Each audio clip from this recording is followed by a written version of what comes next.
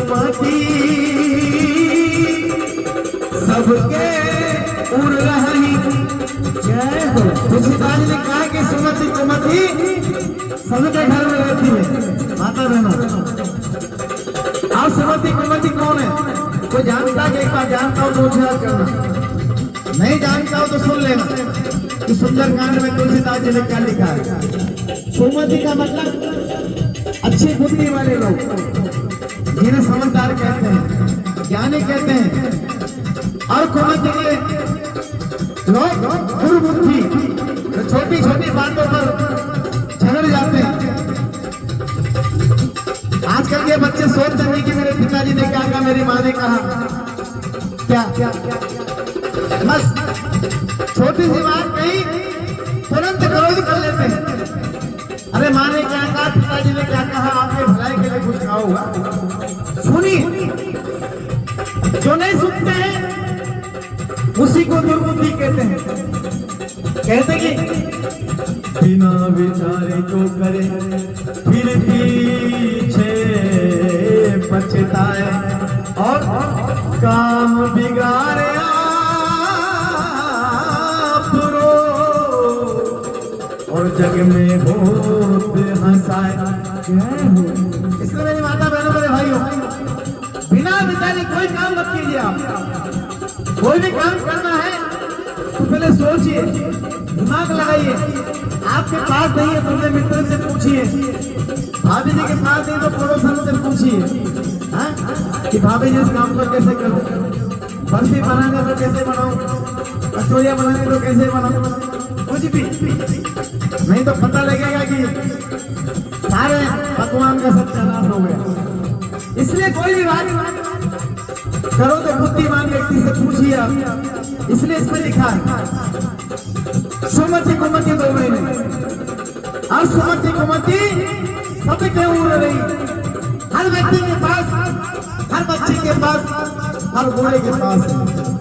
इसलिए इस पे कहा है, और इनका परिणाम क्या है वो भी सुन लीजिए आप। जहाँ सुमति संपत्ति नाना, जहाँ सुमति वहां पर संपत्ति नाना, धन दौलत की कोई कमी नहीं आती है। यदि पति पत्नी में प्रेम है तो जीवन में आनंद ही आनंद है, और पति पत्नी में प्रेम नहीं है, हे भगवान ने उठा लीजिए, हे बालाजी महाराज ने आज ही ले लीजिए। ये कहेगा कोई भी आदमी, सही बता रहा हूं मैं आपको। कभी कभी अभी कहते थे हे भगवान ने उठा लीजिए, तो कहीं उठा क्या करेगा? हाँ, ये भीड़ हो रही है।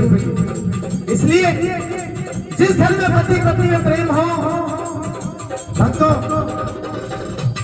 बच्चों के प्रति माता पिता में प्रेम हो, वहां पर हमेशा सुमति होती है। और जिस घर में सास ससुर का सम्मान होता हो बहू के द्वारा, उस घर को तो स्वर्ग माना गया है, स्वर्ग। और जहां पर अपने बच्चों के द्वारा माता पिता को बुद्धि किया जाता है, बच्चों के कहने पर सास के द्वारा, बहू के द्वारा सास ससुर को डांटा जाता है, उस घर को नरक बोलते हैं, नरक। सत्य बता रहा हूं। इसलिए मेरी माता बहनों, खास तौर पर बहुओं से निवेदन करूंगा कि जो बहू है अपने सास ससुर का सम्मान कीजिए। जाते जाते आपको सब कुछ ले जाएंगे, कुछ लेकर के नहीं जाएंगे। अन्यथा अगर आपने सास ससुर का सम्मान नहीं किया तो समझ लेना कि वो आपका जीवन व्यर्थ है। सत्य बता रहा हूं मैं, थोड़ा कड़वा बोलता हूं। और बच्चे जिस समय अपने माता पिता से ऊंची आवाज में बोलना शुरू कर दे तो समझ लेना बच्चों का सर्वनाश होना चालू हो गया। जिस दिन पत्नी अपने पति से चिल्लाकर बोलना शुरू कर दे, समझ लेना उसके सुख का